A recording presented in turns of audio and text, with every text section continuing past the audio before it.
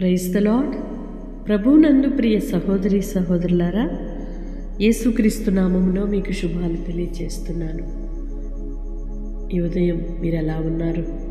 దేవుని కృప మీకు తోడై నడిపించునుగాక. ఆమేన్. నా ఎత్తైన కోట ఆయనే, నేను కదిలింపబడను.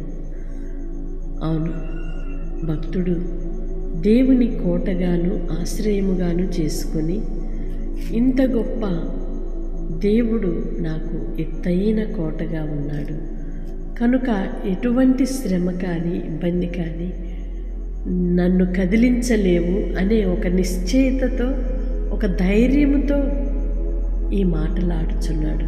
కనుక ప్రియ సహోదరి సహోదరుడా, నీవు కూడా దేవుని ఎత్తైన కోటగా నీవు కలిగి ఉంటే, దేవుని చాటున దాగి ఉండగలిగితే, దేవునినే నీవు ఆశ్రయముగా చేసుకొనగలిగితే ఏ పరిస్థితిలో కూడా భయపడవు.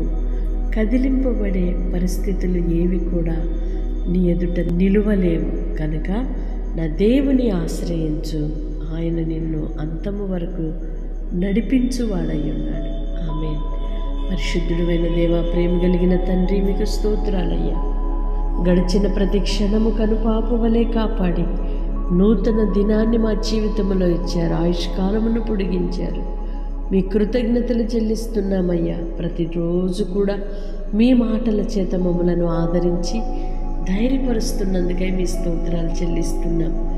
అవునయ్యా, భక్తుడు పలికినట్లుగా నా ఎంతైన కోటవు నీవే, ఆయనే కనుక నేను కదిలింపబడను అని.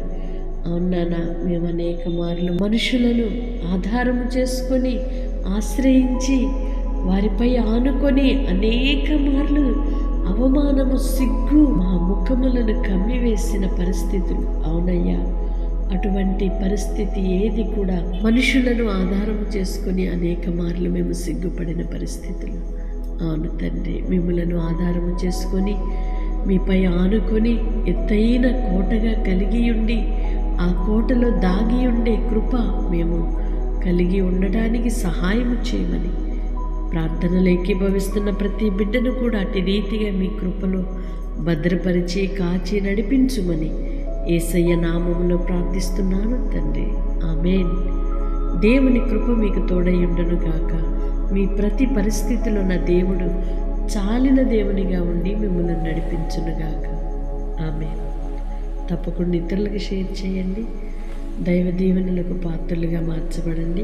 ఈ పరిచర్యలో పాలిభాగస్తులుగా ఉంటున్న మిమ్ములను నా దేవుడు నిండారులుగా దీవించునుగాక.